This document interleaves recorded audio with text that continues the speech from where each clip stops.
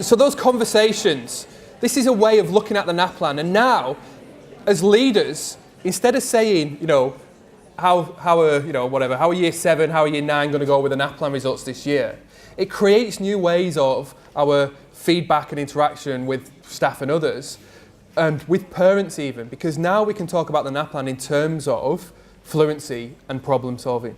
Now we can have these conversations that you've been having about, well, what makes fluency? How do we impose this strategic approach to say, we definitely want fluency sometimes, and we definitely want problem solving as well.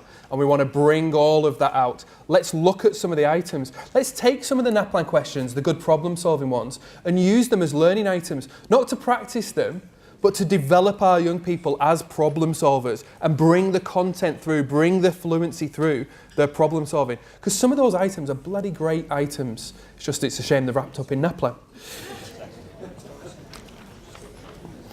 In the last little bit that we've got before lunch, I also wanted to talk about the achievement standards. My view is that the achievement standards are really interesting. And you know what? In maths, the achievement standards are disastrous. I've probably told some of these before. I talked with Peter Sullivan, who put the maths curriculum together, who's the architect of the maths curriculum, and said to him, Peter, if you had a teacher who was teaching teaching maths, and they went through the content strand and taught the stuff in the content, and they assessed against the achievement standards, what would your response be to that? And he said, they're not teaching maths, and they're certainly not teaching maths effectively. By doing that, because the achievement standards in maths are so limited, they need changing. Because the achievement standards in maths are so limited and are essentially based on fluency, then they're really limiting. The other achievement standards, in fact, are quite sophisticated. I find that NAPLAN data really, look at your results. I don't know what your results will look like, but it'd be interesting to look at them through that lens. We see it right across the whole range of NAPLAN. And if you do the literacy as well, and you look at the literacy through the eyes of some of those things around inference, which questions are demanding inference and things like that, and how do we go with that. Even the NAPSL questions, the science questions, we see the same sort of pattern. We see it over and over again.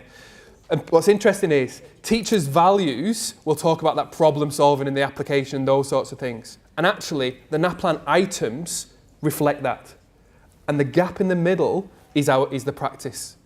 And so, the NAPLAN demands that problem solving, and yet when we talk about it, and when we drive teachers' practice, then there's a danger that we're driving them towards the fluency. The danger is that in our leadership, what we're valuing is maybe the fluency stuff. And we can put the emphasis on, emphasising the fluency plus to bring the fluency through, the knowledge and the know-how through the problem solving and the other things. The last thing I wanted to say in this space was about the SACE.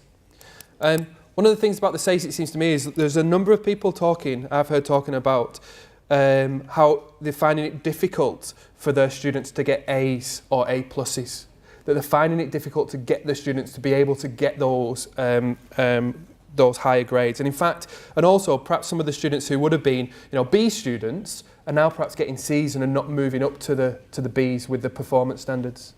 And one of the things that it seems to me is when you look at the difference between the old SACE and the new SACE and the performance standards, the difference between a C and a B and the difference between a B and an A isn't knowing more stuff, and it's not having more fluency. It's actually about this bigger picture stuff. It's the problem solving and the reasoning. And with the performance standards, it's really explicit now that that's the difference.